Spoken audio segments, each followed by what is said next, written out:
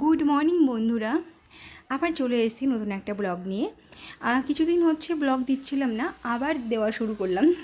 তো চলো আজকে ভিডিওটা শুরু করছি আমি একদম দুপুরবেলা থেকে, দুপুরবেলা খাওয়া দাওয়ার সময় থেকে।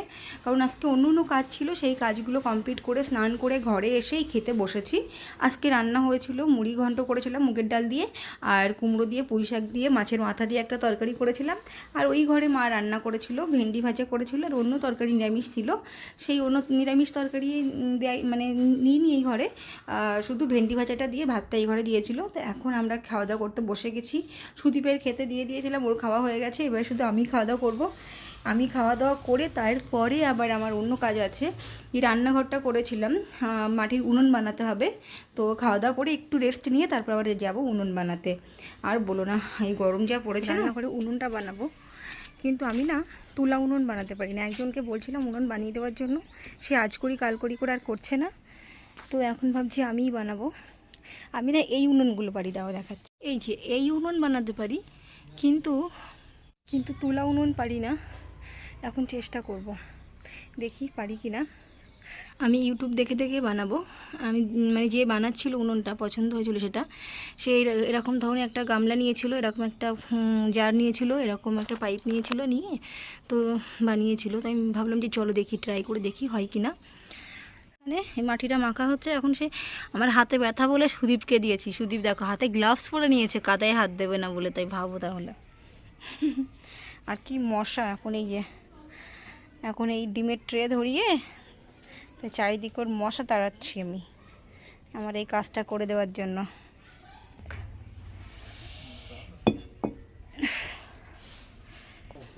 চলো তোমাদের রান্নাঘরটা দেখাই। এই যে এই সেই রান্নাঘর, কিন্তু এখনো কিছু গোছানো হয়নি। ভালোও লাগছে না খুব একটা। মানে যারা এসেছিলো কাজে, তাদের হাতের কাজ একদমই ভালো না, একদম বাজে হাতের কাজ। কিন্তু যা হয়েছে হোক, এর পরের বার যখন চেঞ্জ করব এইগুলো যখন নষ্ট হয়ে যাবে, তখন আমাদের ওই গ্রামের বাড়ি থেকে লোক নিয়ে আসবো। তো চলো বানাই। দুপুরবেলা খাওয়া দাওয়া করার পরে না একটু শুয়েছিলাম। তখনই ভেবেছিলাম যে এখনই যে বানিয়ে নিই, যেহেতু আমি তো তুলা উনুনের আগে বানাইনি, আমার টাইম লাগবে, তাহলে একটু সকাল সকাল যাই, যে বসে বানাই।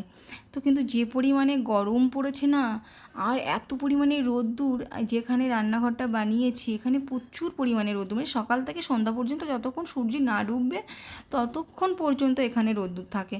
তো ওই জন্য না আমি আর আসিনি, আমার ভীষণ কষ্ট হচ্ছিলো। আমি ভাবলাম যে মা বললো যে তুই এক কাজ কর, একটু পরে যা, টানা রোদ্দুর রয়েছে, একটু রোদ্দুরটা কম হোক তারপরে গিয়ে বানাস। এবার গিয়ে একটু শুয়েছিলাম, তারপরে উঠে এসে দেখি রোদ্দুরটা একটু কমেছে, কিন্তু গরম তো কমেনি, কী করি। তারপরে না পেরে বললাম, সুদীপ আমার মানি ভালো, একটুখানি তুই আমার পাখাটা লাগিয়ে দে না ওখানে, আমার ভীষণ গরম লাগছে। তারপর সুদীপ আবার পাখাটা লাগিয়ে দিল ওখানে। তারপরে আমি বসলাম বানাতে। এবার গামলাটা নিয়েছিলাম না, গামলাটা দিয়ে জানো তো যখন বানাচ্ছিলাম রাউন্ড করে নিয়েছিলাম, একটা গোল রাউন্ড করে, তার উপরে কাদা দেবো। এবার কাদা দিতে গিয়ে মনে হলো যে না, দুটো ইটটা আগে মাঝখানে দিয়ে দেবো, তাহলে একটু মাটিটা কম লাগবে বলে দুটো ইট মাঝখানে দিয়েছি, দিয়ে সাইডে কাদাগুলো দিয়েছি। সে দাগ যেটা দিয়েছিলাম না, সেটা আমি মানে গুলিয়ে ফেলেছি।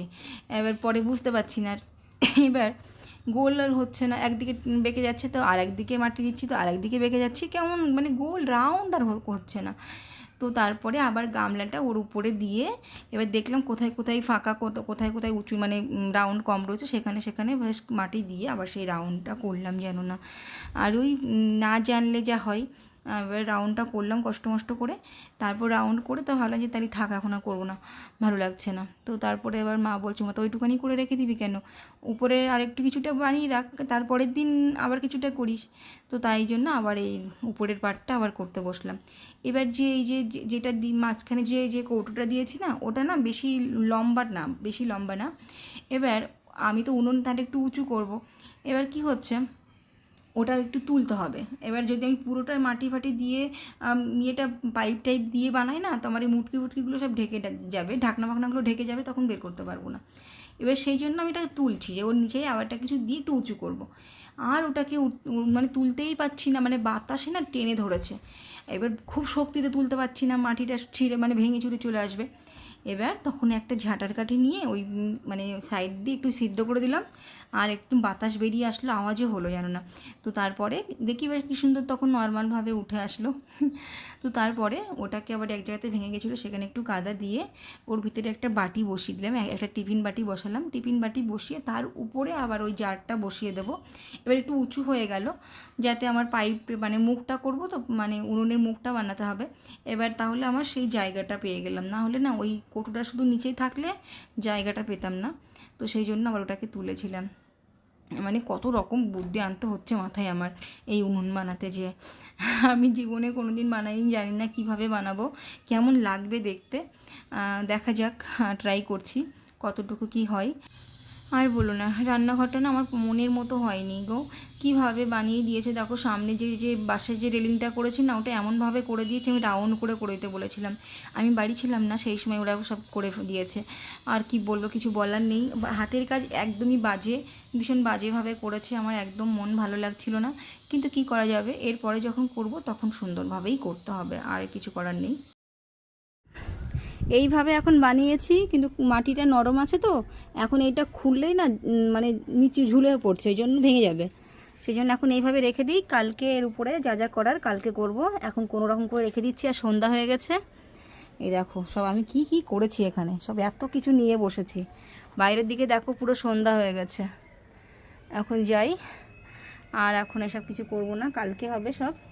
বাকিটা কালকে, বাকি কাজ কালকে করব। কি অবস্থা, আর বেশিক্ষণ বসতেও পারছি না, শরীর ভালো নেই। এটা না টেনে বের করেছিলাম, দেখি এটা ঝুলে পড়ছে, মানে ভেঙে যাচ্ছে, তাই জন্য আবার এটা দিয়ে রাখলাম। কালকে যা করার করব। কালকে একটু কাদা টাদা দিতে হবে, একটু ভিতরে একটু মাটি চিটি দিতে হবে। তো চলো এখন গিয়ে স্নান করে নিই, যাই না কেমন হবে। এখন বানানোর পরেই বুঝতে পারবো ঠিক হলো কি ভুল হলো। আর যেরকম হয় হোক, একে ওকে পাই ধরে ধরে পাচ্ছি না, একটু বানিয়ে দেবে একটু বানিয়ে দেবে করেই যাচ্ছি, কি আজ করি কাল করি করেই যাচ্ছে, দিচ্ছেই না বানিয়ে, কারো সময়ই নেই। তো দরকার নেই বাবা, নিজে নিজে যা পারি তাই করি। রাত হয়ে গেছে গো, এই দেখো এখানেও একটু কাদা দিতে হবে, এখানে ঝুলে পড়ছে, দেখতেও পাচ্ছি না, লাইট কম, এখানে লাইট নেই, আমি মোবাইলে ফ্ল্যাশ জ্বালিয়ে তাই বানাচ্ছি। আর এই মাটিটা না যদি এঁটেল মাটি হতো তাহলে ভালো হতো, এঁটেল মাটি না, এটা বেলে মাটি হয়ে গেছে। এই বেলে মাটি না ভেঙে যায়, একটু যেই শোকাবে না সেই ফেটে ফেটে যাবে। ভাবছি তখন সিমেন্ট দিয়ে দেবো, তাহলে আর ফাটবে না হয়তো। তো চলো এখন ওখান থেকে উঠি, আর পাচ্ছি না বাবারে, কি উনুন বানিয়েছি আমি। হায় রাম, দেখো সন্ধ্যা হয়ে গেছে। হায় রামজি। এই হচ্ছে আমার রান্নাঘর। এখনও কালার করতে হবে, লাইট দিতে হবে, এখনও অনেক জিনিসপত্র আসবে, তারপরে গিয়ে রান্নাঘর চালু হবে। দেখি জ্যৈষ্ঠ মাসে যে ষষ্ঠীতেই গোপুর ষষ্ঠী করাবো, তখনই ভাবছি যে এটা এখানে রান্না শুরু করব সেই দিন থেকে। চলো এই